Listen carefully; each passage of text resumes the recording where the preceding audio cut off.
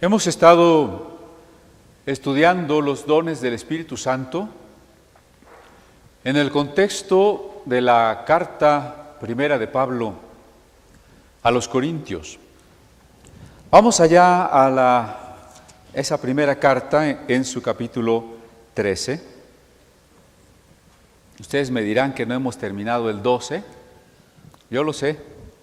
Luego me regreso. Pero hoy quiero que vayamos al 13. Y allá en el verso 11, dice así: Cuando yo era niño, hablaba como niño, pensaba como niño, razonaba como niño. Al hacerme adulto, dije adiós a las cosas de niño.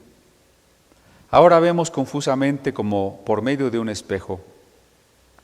Entonces veremos cara a cara. Ahora conozco solo de forma limitada, entonces conoceré del todo, como Dios mismo me conoce. De acuerdo con estas palabras, el crecimiento espiritual es correspondiente o se desarrolla de la misma manera que el crecimiento físico. Les he dicho en otra ocasión que cuando nosotros plantamos una semilla, tenemos que esperar un tiempo para ver la germinación y el crecimiento de la planta. Quizás si alguno de nosotros hoy plantase un árbol, no lo alcanzaría a ver crecido, porque es algo que tarda tiempo.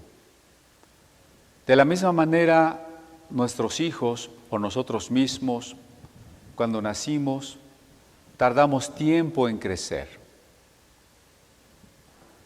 Y los niños de 2 años, de 3 años, a veces se sienten contentos de decir: es que yo era chiquito y ya soy grandote. Pero apenas tienen 2 o 3 años. Y va a faltar mucho tiempo para que sigan creciendo. Algunos tal vez ya llegamos a la edad de que ya no quisiéramos seguir creciendo. Ya no quisiéramos cumplir años. Ya vemos de manera pasmosa cómo se fue el 2015 y ya llegó el 16. Y cómo a una Navidad ya la alcanzó otra Navidad, y a un cumpleaños otro cumpleaños, y así. De cualquier forma, el crecimiento es paulatino. El crecimiento es despacio. Y en ese sentido, hoy que es el primer domingo del año 2016, y algunos critican que celebremos el Año Nuevo o que celebremos la Navidad, y dicen: es que eso es pagano. Celebrar o no celebrar el Año Nuevo, la Navidad u otras cosas es una mera convención social. Algunos dirían: bueno, ¿por qué no celebramos Pascua y otras fiestas que están en la Biblia? Porque en sus orígenes esas fiestas también eran no más que una convención social de origen agrícola. La llegada de la primavera, la llegada de las cosechas. Y luego el pueblo de Dios le fue dando un significado nuevo, como nosotros le damos también al inicio del año un significado nuevo. Y no nos quedamos en las fiestas como algunas creencias que consideran los días de fiesta como un tiempo sagrado. Ejemplo, hay quien piensa que el 2 de noviembre no es solo una fecha, no es solo un día más en el calendario, sino que ese día se abren las puertas del Mictlán y los muertos vienen. Entonces piensan que realmente las fechas a celebrar son tiempos sagrados. Nosotros no creemos que haya tal cosa como tiempos sagrados. En todo caso, el tiempo sagrado es todos los días, porque Cristo es el Señor de nuestra vida todos los días. Cristo no es el Señor de su vida el domingo, ¿o sí? ¿O solo el sábado? Hay quien pelea y dice, bueno, es que tendríamos que reunirnos en sábado, sabatistas. Y los otros le contestan, no, es que tendríamos que reunirnos en domingo, los dominguistas. Pero eso no es importante. Todos los días Cristo es nuestro Señor y todos los días nosotros queremos caminar en una comunión con Él. Los hebreos copiaron a los mesopotamios, especialmente a los babilonios, la manera de computar el tiempo a partir del calendario lunar. Muchos pueblos del Medio Oriente adoraron a la luna como la diosa más importante, así que los meses eran lunares, duraban 28 días, y el mes comenzaba con la luna nueva, es decir, cuando no se ve la luna. Las neomenias o lunas nuevas, y era cuando los hebreos celebraban el principio del mes. Y ese día había sacrificio especial en el templo, y era también un momento de reflexión y de rectificación en la vida. Por tanto, cualquier momento que tomemos para hacer un alto y decir, Señor, ¿cómo estoy caminando? ¿Cómo puedo afirmarme en el amor y en la fe contigo? Es muy importante. Y así es el año nuevo. Déjenme decirles, sin embargo, que en el 2016 Dios no quiere que nos vaya bien. Sí, oyó bien. Dios no quiere que nos vaya bien en el 2016. ¿Cómo es eso? Me voy a atrever a platicarles algo que una hermana me hizo favor de platicarme también.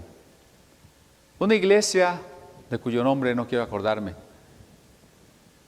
que para que les vaya bien a todos los miembros durante el año, a todos los ungieron con aceite.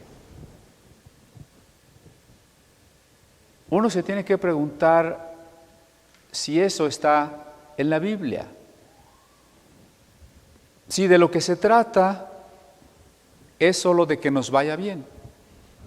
Una persona que se dice profetiza publicó también en internet su profecía del 2016, que este es el año de la doble porción, de la doble bendición, del doble éxito, y Dios nos va a dar a todos el doble de todo, hasta doble herejía, creo yo.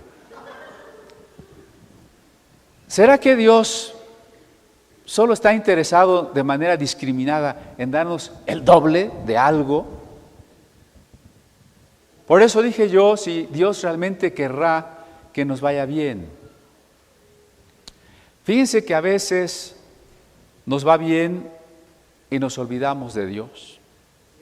Hay muchos ejemplos en la Biblia. Incluso hay una oración en el libro de Proverbios donde dice, Señor, no me hagas tan rico que me olvide de ti. El hecho de que solo nos vaya bien no garantiza nuestra vida espiritual. Hay personas que cuando les va bien solo se sumen en un sopor de comodidad. Ahí están bien, así están tranquilos y no hay que mover nada. Incluso cuando podemos ser de una clase media, ya hasta nos olvidamos de la gente que sufre, nos olvidamos de los pobres, nos olvidamos de sus necesidades.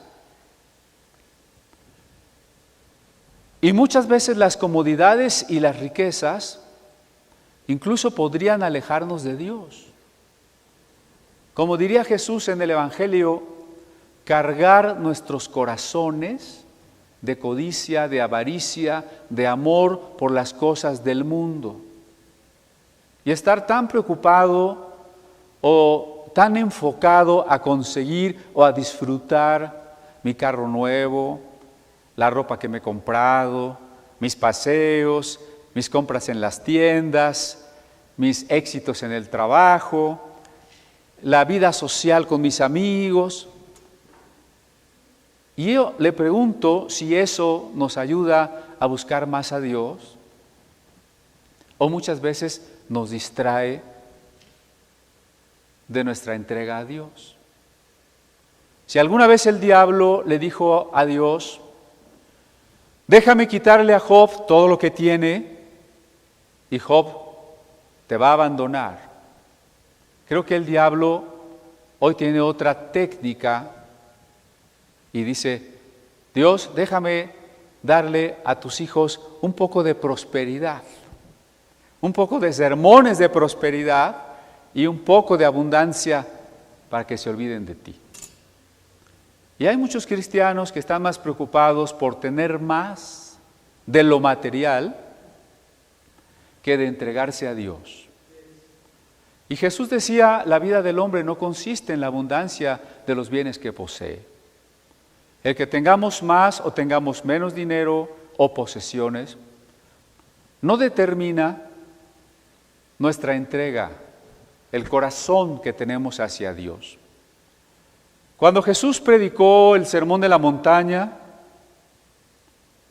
no decía, bienaventurados aquellos a los que les va bien, bienaventurados los que el 2016 van a tener doble de todo. Jesús dijo, bienaventurados los pobres, los que lloran, los que tienen hambre, los perseguidos, los mansos. ¿Habrá cambiado Jesús de opinión? En vez de que hoy sean bienaventurados los que sufren y los que lloran, estará diciendo Jesús, para el 2016 mi bienaventuranza es que sea un feliz y próspero año nuevo. Yo no encuentro un versículo que diga feliz y próspero año nuevo. Sinceramente no.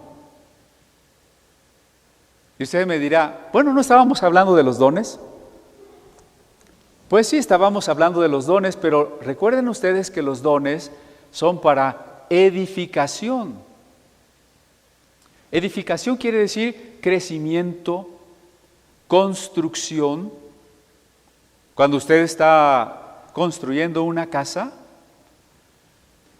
la edifica en la medida en cada vez que pone un ladrillito, una varilla, levanta una pared, está edificando. Y su deseo no es que toda la vida se la pase en construcción, ¿o sí? Usted quisiera terminar ya su casa, así como usted la imaginó de bonita. Los dones son para edificación.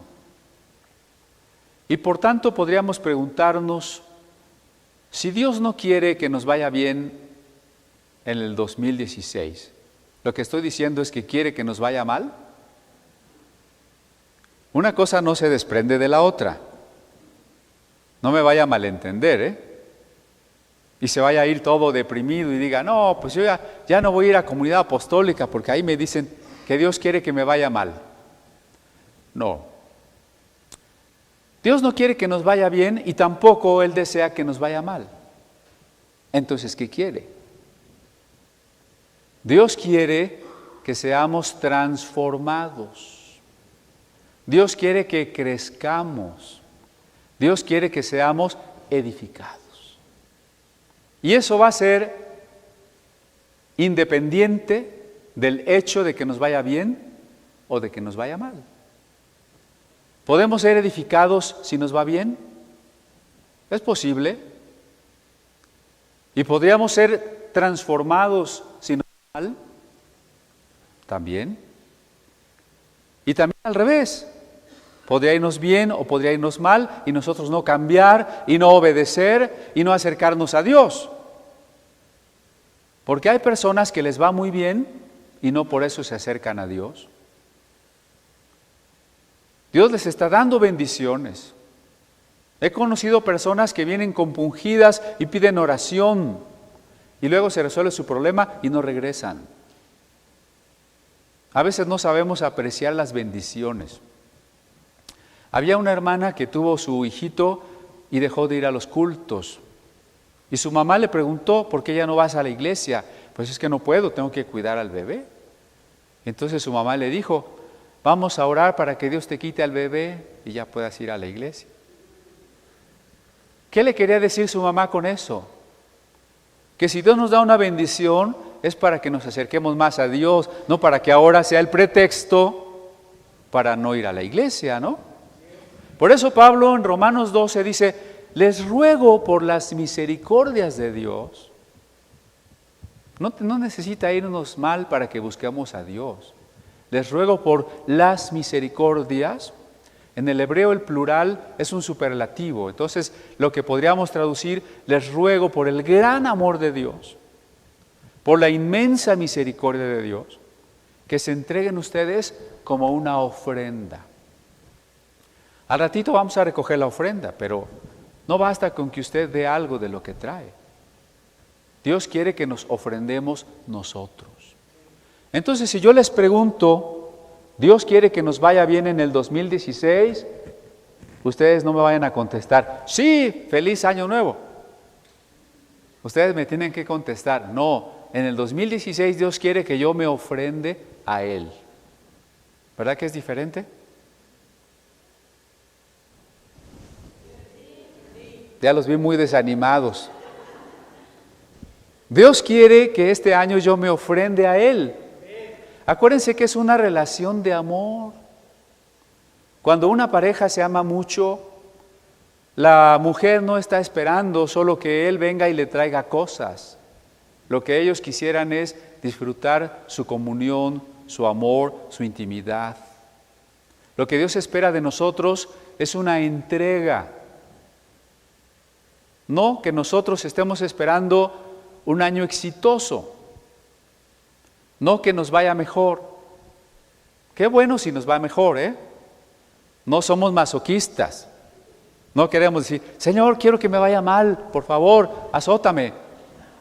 No queremos eso, pero nuestro corazón tampoco está puesto en las cosas, ni en los éxitos. Nuestro corazón tiene que estar puesto en el amor a Dios. Lo más importante es el amor a Dios. Entonces, ¿qué podríamos desear para el 2016? Por ejemplo, conocer más la voluntad de Dios. Entréguense en sacrificio vivo para que conozcan cuál sea la voluntad de Dios, agradable y perfecta. Señor, quiero conocer tu voluntad. Qué diferente de los vaticinios que hace mucha gente. Seguro, no quise ni prender la televisión, pero seguro hubo adivinos y brujas en la tele que estuvieron prediciendo cómo iba a ser el 2016, ¿o no? ¿Alguien los vio? Nadie los vio. Bueno, en revistas, en radio, en todos lados, y tristemente hasta en iglesias, tiene que haber habido gente que esté vaticinando lo mejor para el 2016. Y cuando no se cumpla, por ahí de marzo, de julio, pues ni nos vamos a acordar que aquel falló. Tenemos mala memoria. Por eso los mismos políticos siempre se reeligen, porque se nos olvida lo que hicieron. Pero no, Dios no tiene como propósito principal que tengamos cosas, sino que cambiemos, que seamos transformados. Por eso una de las cosas que debe preocuparnos en el año es, Señor, quiero conocer tu voluntad. Entonces ya hemos dicho dos cosas, ¿no? Primera, ofrendarnos a Dios. Segunda, queremos conocer su voluntad. Tercera, ¿no le gustaría crecer en el amor a Dios? El amor, hemos insistido, no es una emoción. Usted no se quede esperando a ver cuándo le llega esa emoción tan bonita y sienta que ama mucho a Dios, porque a lo mejor va a decir, pues todavía no lo siento. O al revés, a lo mejor a la hora de los cantos usted se emociona mucho y dice, cuánto amo al Señor, y mañana ya se le enfrió el corazón, ¿no? El amor es una decisión.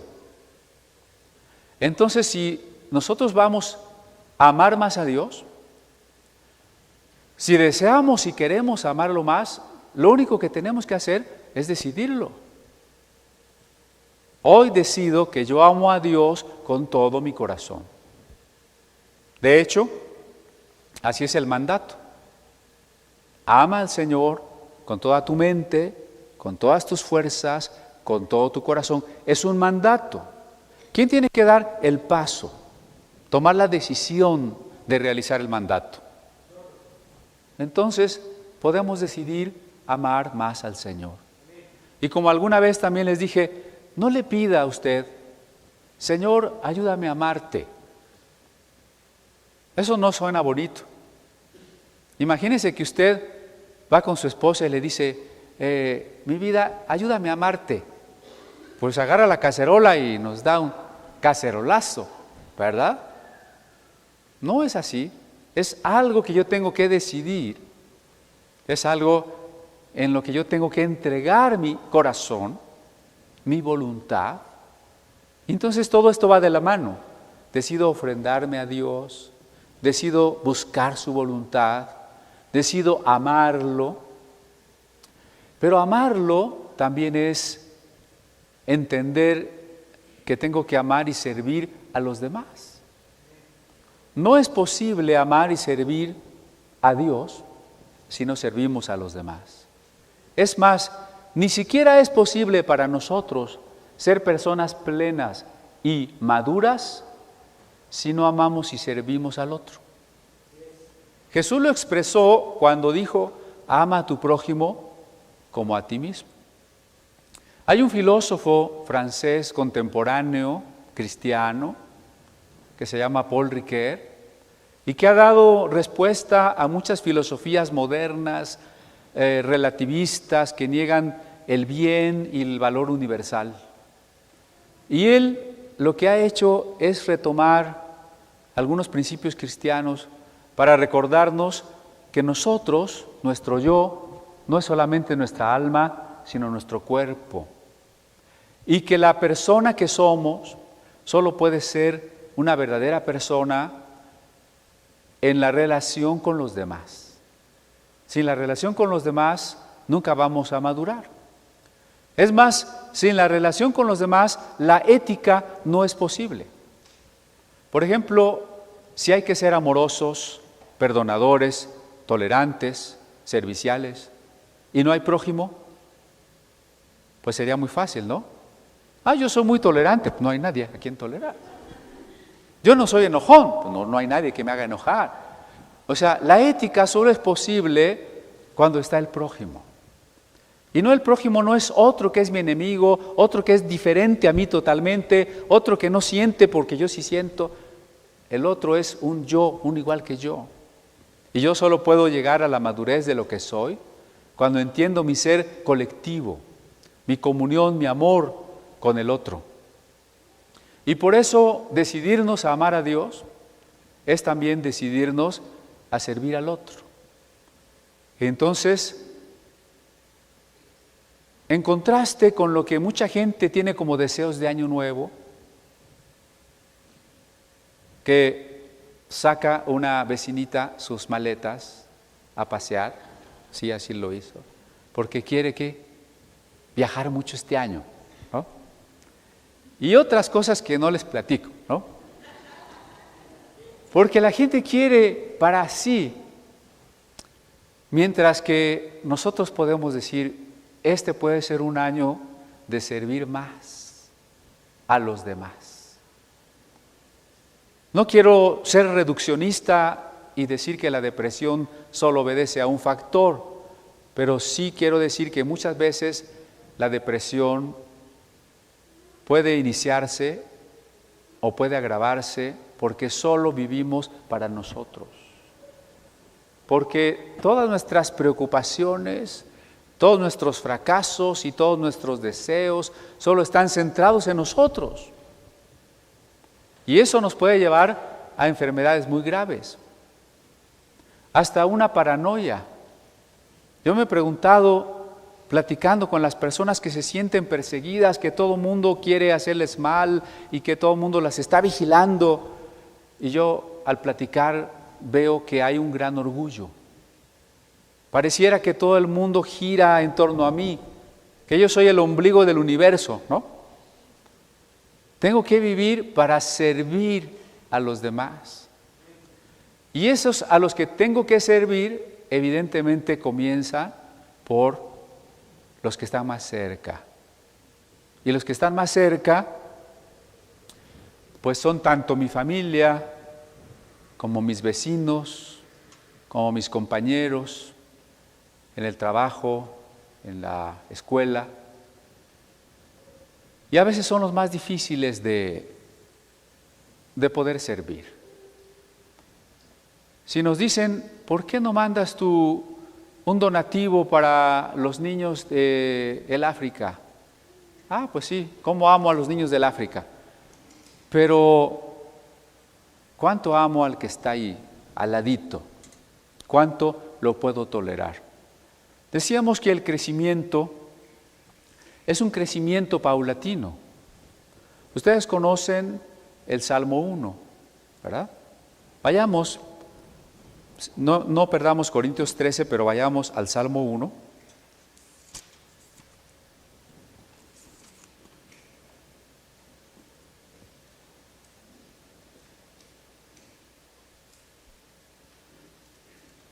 En el verso 2 y 3,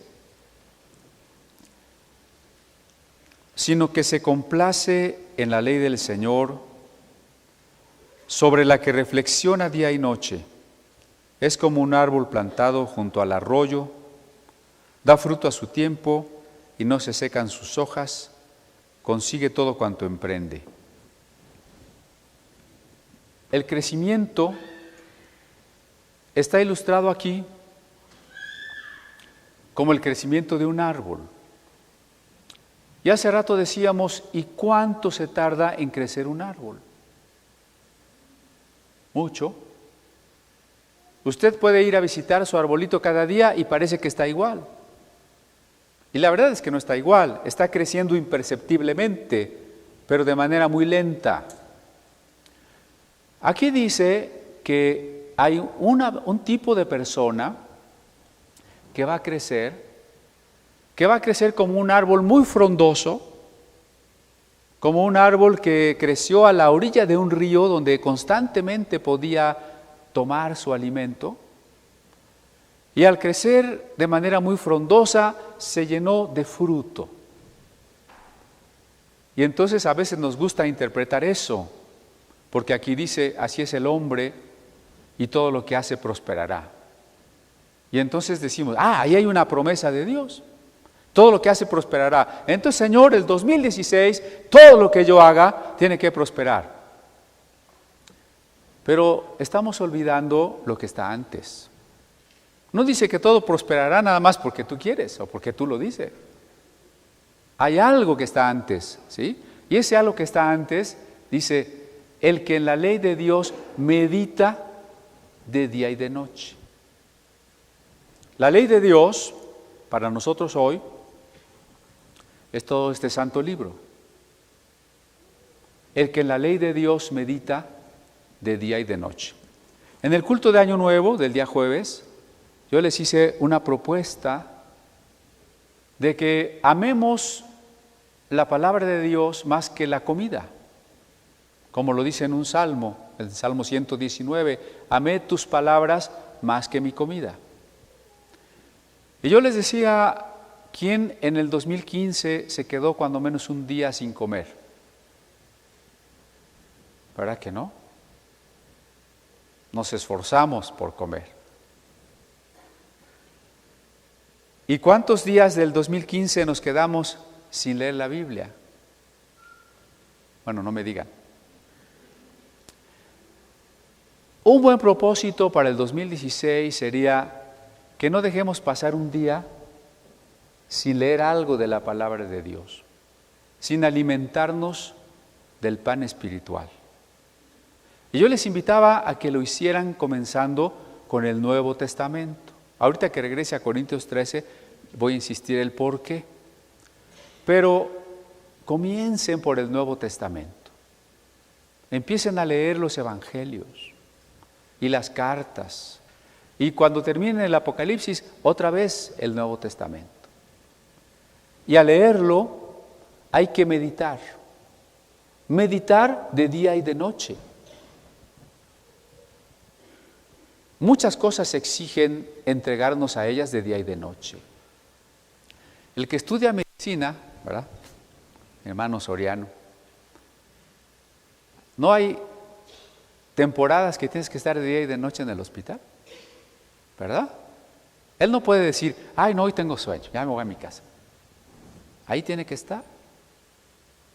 Y en tiempos de exámenes, y en tiempos de servicio social, y en tiempos de residencia, y en tiempos de guardias, y de día y de noche. Las personas que son ricas es porque de día y de noche están pensando en cómo hacer negocios. Se despiertan pensando en negocios, desayunan pensando en negocios, se bañan pensando en negocios, se duermen pensando en negocios y sueñan con negocios. Pobrecitos, pero de día y de noche, ¿no? Bueno, si usted quiere ser una persona que crece como este árbol que da fruto, tiene que estar pensando en Dios y en su ley de día y de noche. Oiga, hermano, ¿eso no será muy fanático? Bueno, fanático es que sin entender la palabra nos volvamos dogmáticos y cerrados e intolerantes. Eso es ser fanático. Pero pensar en la ley de Dios de día y de noche no es ser fanático. Es ir camino a la sabiduría, a la felicidad y al amor. Es muy diferente. Porque los enamorados también son de día y de noche. ¿No creen ustedes que el enamorado dice, bueno, voy a pensar en ella de 4 a 5? Ya, 5 a 1, ya, se acabó, adiós.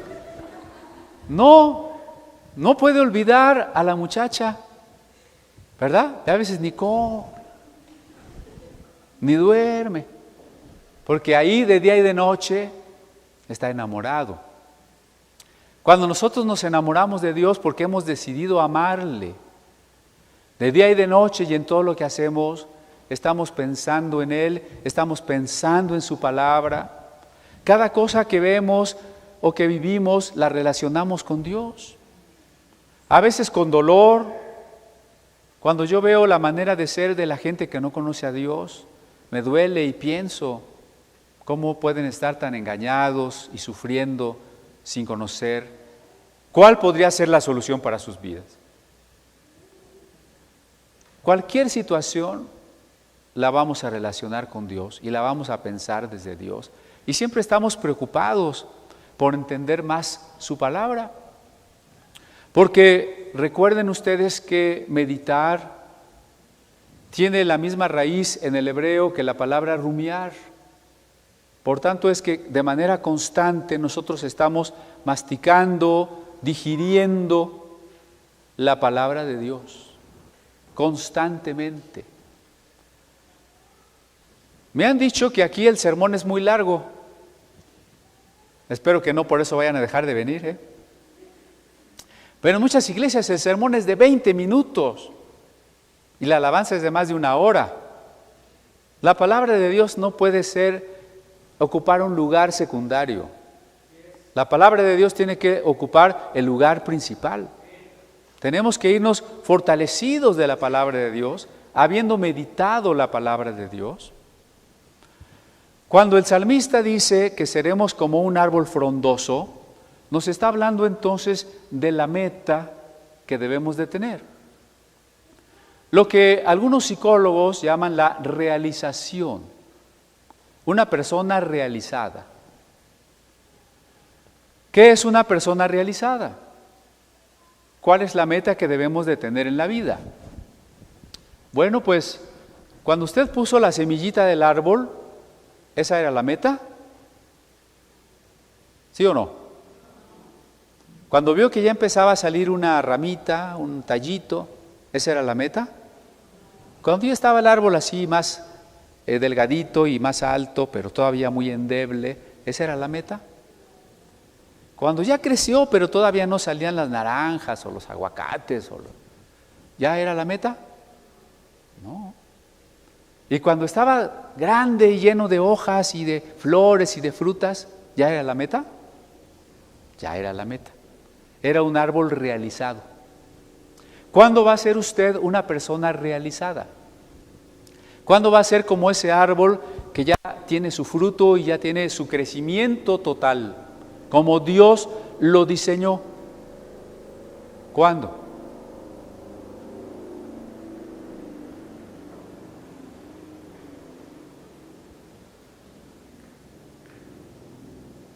¿No? Entonces es muy sencillo.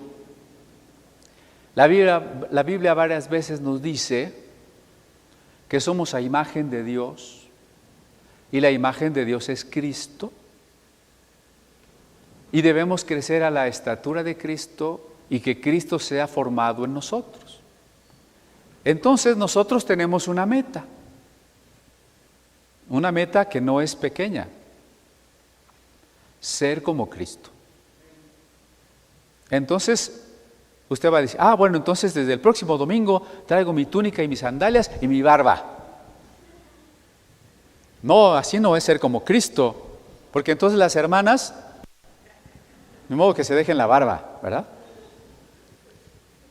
Ser como Cristo en el carácter que Él tuvo. Y el carácter de Cristo es el carácter amoroso. Esa es nuestra meta. ¿Cuándo vamos a ser árboles realizados? Cuando somos personas amorosas como Cristo lo fue. Cuando Cristo dice, sean perfectos como su Padre que está en los cielos es perfecto, se refiere a que lleguemos a tener un carácter amoroso. Perfecto no quiere decir que ya no comete errores. Todos cometemos errores de todo tipo, ¿no? Pero la perfección, que en realidad significa madurez, se da cuando soy una persona amorosa. Jesús era amoroso con su Padre, tan amoroso con su Padre que Jesús vivía buscando la voluntad de su Padre. ¿Qué busca el esposo amoroso? Lo que le gusta a la esposa, ¿no? ¿O no? Si a la esposa no le gustan los chocolates, pues él debe de saber y no puede llegar con una cajota de chocolates.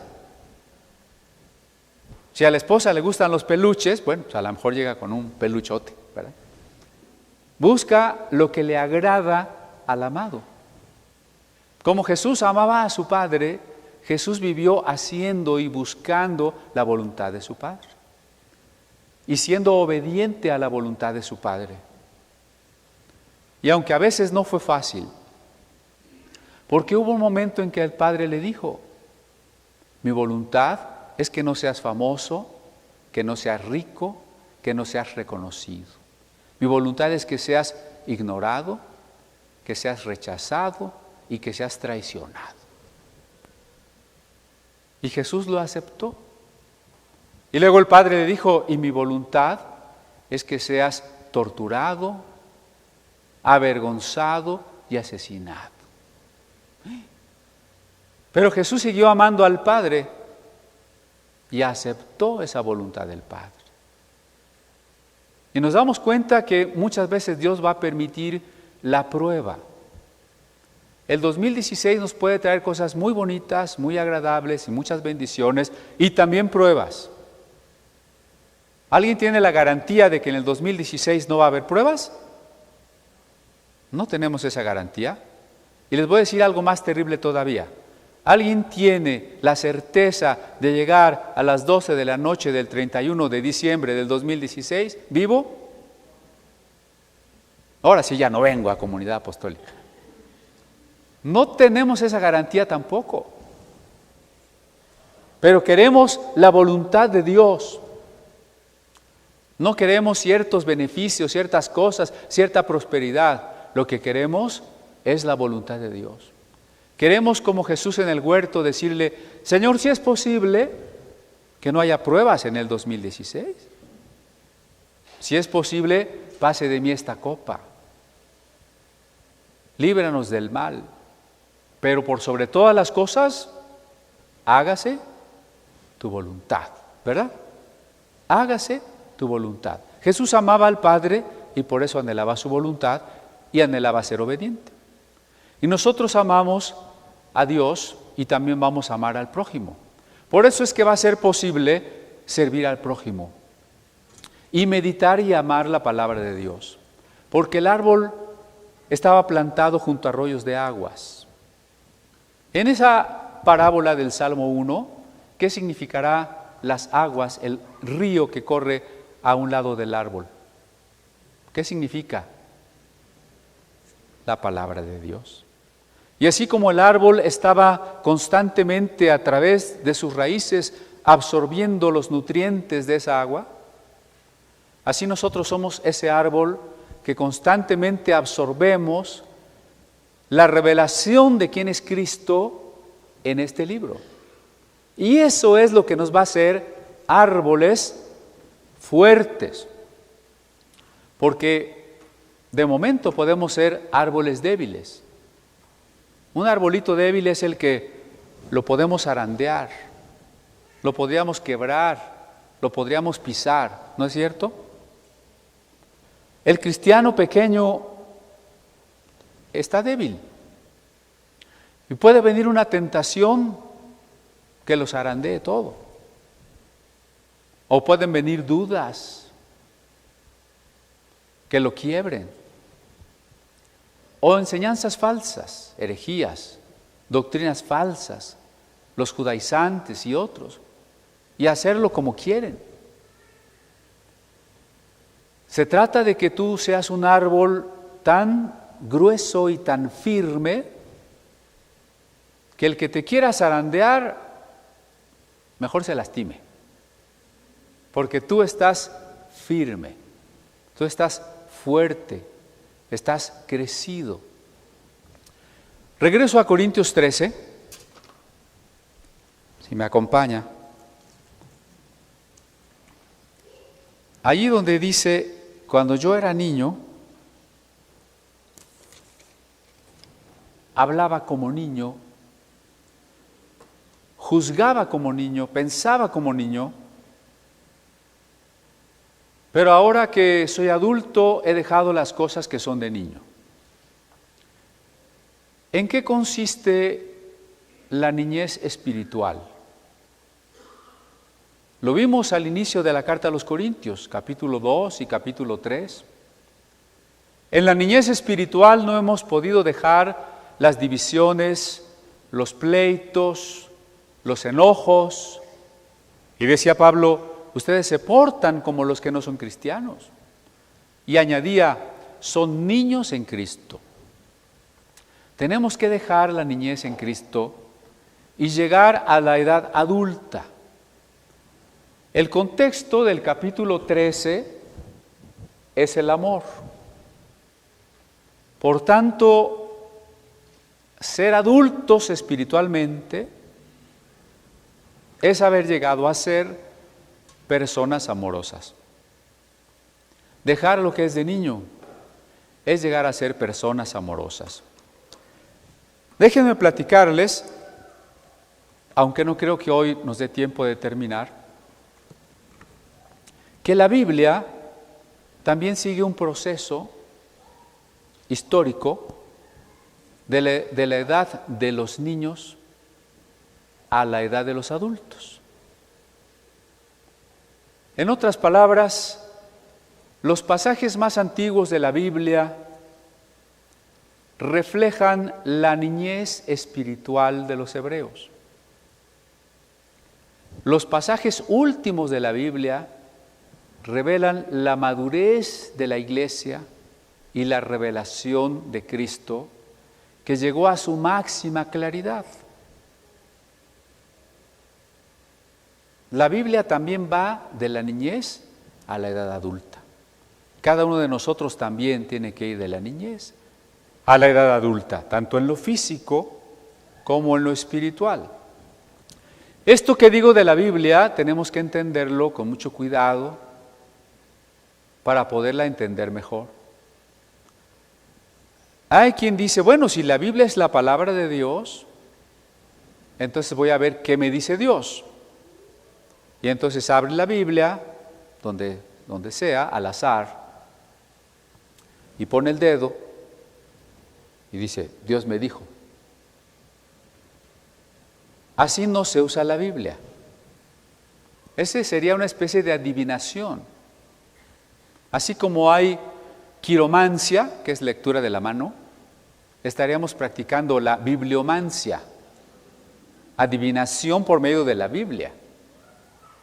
Es lo mismo que, a ver, echa las cartas, a ver cómo caen. O sea, abre la Biblia, a ver dónde se te abre. No.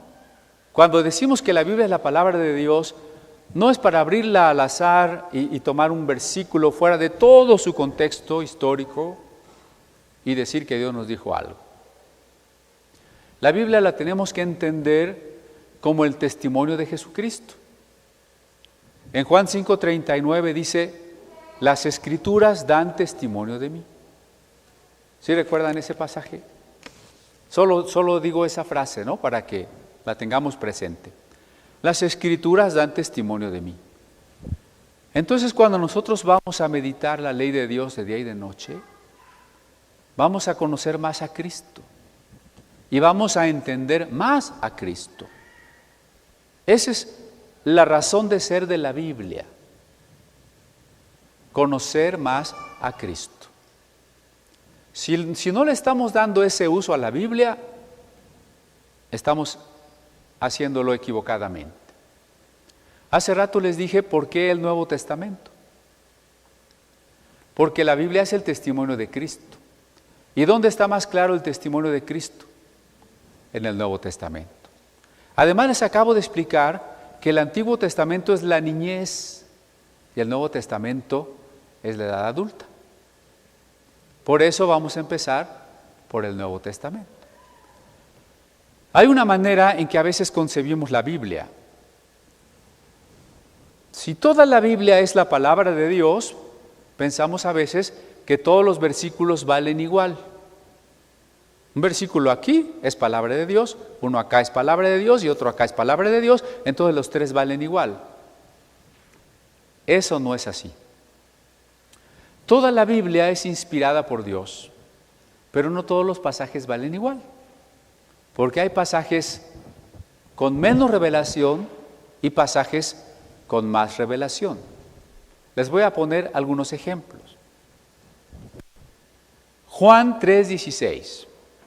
De tal manera amó Dios al mundo que dio a su Hijo unigénito, para que todo el que cree no se pierda, sino tenga vida eterna. Ahora, por ejemplo,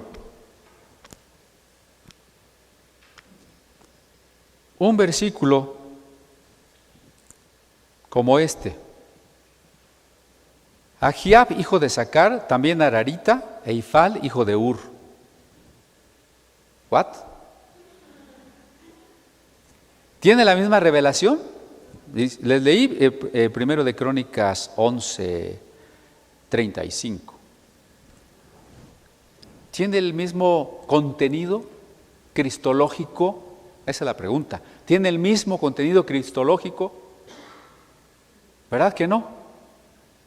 Entonces, en primer lugar, la valoración de un texto se hace a partir de su contenido cristológico. ¿Qué tanto me revela a Jesús? Pero en segundo lugar, la Biblia no es un libro dictado por Dios, es un libro inspirado por Dios. Hay diferencia.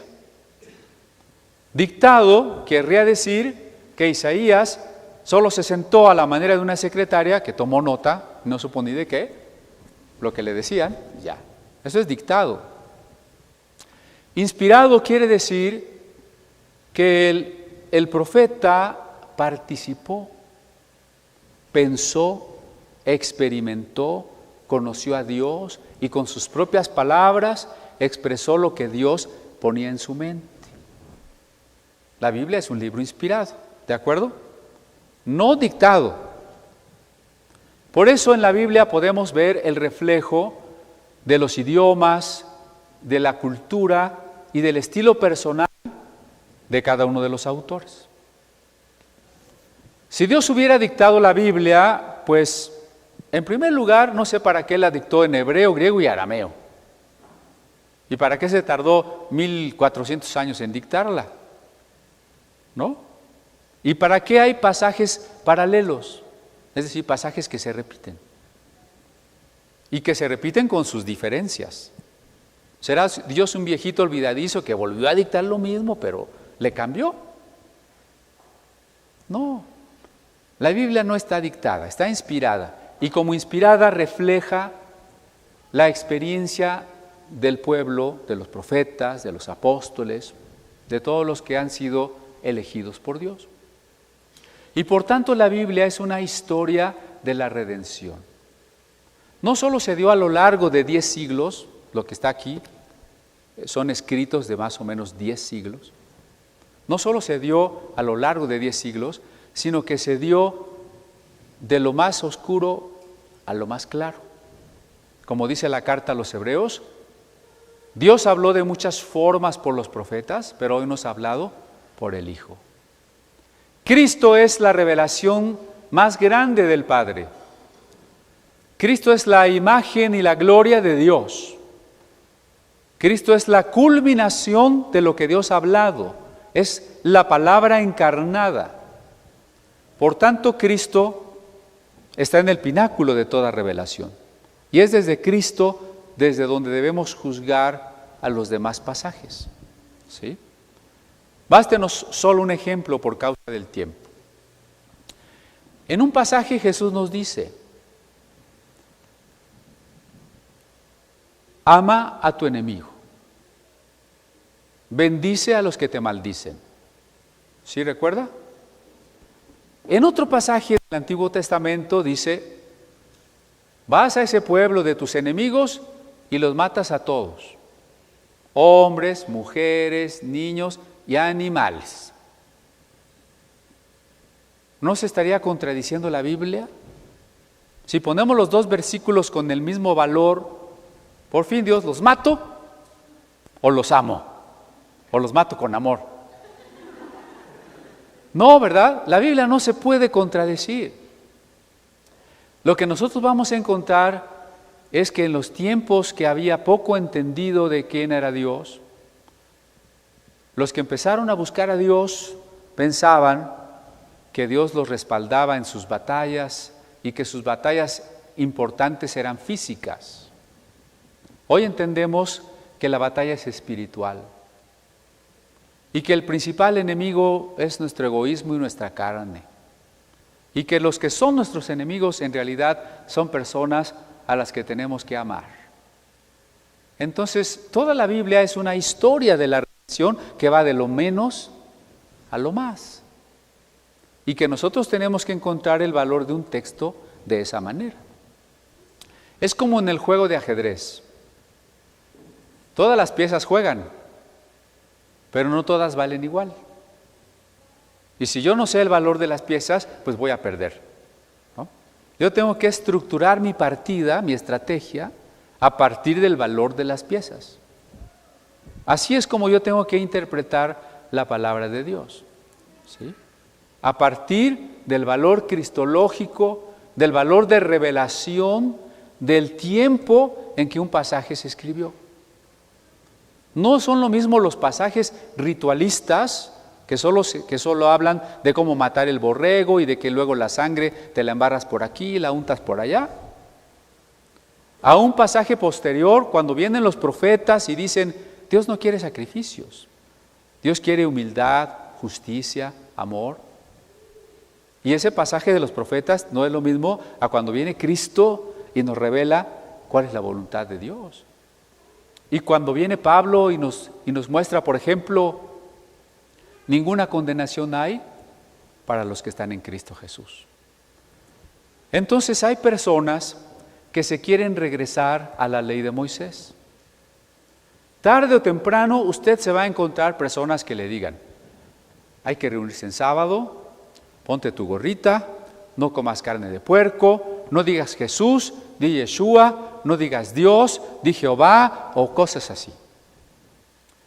Esas personas lo único que están haciendo es olvidando que nuestra religión no es la religión hebrea ritualista, sino aquella que Jesús habló de adorar al Padre en espíritu y en verdad.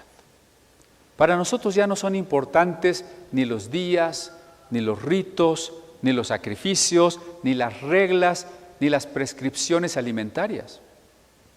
Nosotros adoramos a Dios en espíritu y en verdad. Y ya no nos vamos a regresar a la ley que no nos da ni la salvación ni el poder para portarnos bien. Nosotros estamos en Cristo, que nos dio la salvación y que nos da el Espíritu, que sí nos da el poder para no violar la ley, pero no en sus preceptos secundarios y exteriores, sino en aquello que apunta hacia el amor. Entonces, cuando Pablo dice, cuando yo era niño hablaba como niño, y eso lo entendemos de manera individual. Cuando yo era un cristiano que empezaba, todavía tenía muchas actitudes carnales, egoístas, ¿no? Cuando yo empezaba, bueno, espero que usted no tenga 10 o 20 años de cristiano niño. Imagínese un niño de 20 años. Qué feo, ¿verdad? Que pasemos de ser niños a ser maduros en el amor. Y si lo hablamos desde la revelación, también la revelación empezó en la niñez de la humanidad y del entendimiento de que había un Dios y cómo era ese Dios. Pero la revelación llegó a su madurez cuando apareció Jesús el Cristo. Y quien vio a Jesús, vio al Padre. Y quien conoce a Jesús, conoce al Padre. Porque Jesús es la máxima revelación de Dios. Concluyamos, hermanos. ¿Dios quiere que nos vaya bien en el 2016? ¿Sí o no? Quedó la duda. Vamos a volver a empezar. Sí quiere que nos vaya bien, pero entendamos qué sería que realmente nos vaya bien. No que tengamos cosas materiales, no que no tengamos problemas, no que todo nos vaya bien en el trabajo. Si es así, que bueno, y dele gracias a Dios. Pero Él está más interesado en que el 2016 crezcamos, que vayamos hacia esa meta de dejar de ser niños, de llegar hacia el amor, de identificarnos con las porciones de la Biblia que ya nos llevan a la más clara revelación de quién es Cristo. Y que si tenemos propósitos de año nuevo, deseos de año nuevo, no tienen que ver con viajar, con más dinero, con tener un novio nuevo, sino con el deseo de conocer la voluntad de Dios, decidirnos a amarlo más, servir a nuestro prójimo y meditar en su palabra de día y de noche. Si del día primero, viernes, al día de hoy, usted ya leyó Mateo 1, 2 y 3, va muy bien, no lo deje. Si no lo ha hecho, ahorita llegue y póngase a leer hasta el 3 para que mañana lea el 4 y vayamos al parejo todos. ¿Sí le gustaría? Y yo les decía el jueves, si somos una iglesia que el 2016 todos hayamos leído varias veces el Nuevo Testamento, van a ver qué cambiazo. Como cuando usted deja de ver a un niño como Alfredo, ¿verdad? Que lo vi así y ya lo veo así, de repente, ¿verdad? Así vamos a crecer espiritualmente, ¿sí? Señor, te damos gracias porque tú quieres lo mejor para nosotros, pero no siempre lo que es mejor según nosotros, según nuestros deseos, no siempre es lo mismo para ti. Tú que nos conoces desde lo más hondo y que sabes nuestro futuro y nuestras verdaderas necesidades, te pedimos hoy, porque no sabemos orar como conviene, que tu Espíritu Santo interceda por nosotros con gemidos indecibles, para que experimentemos tu buena voluntad. Hoy, por tus misericordias, queremos ofrendarnos a ti. Queremos que el conocimiento de tu voluntad y el amor a ti sean nuestras prioridades y nuestros deseos más ardientes. Permite que este año maduremos en el Espíritu, en el conocimiento de tu palabra y por ende en el conocimiento de Jesucristo y en nuestro carácter amoroso. Así lo pedimos en el nombre de Jesús. Amén.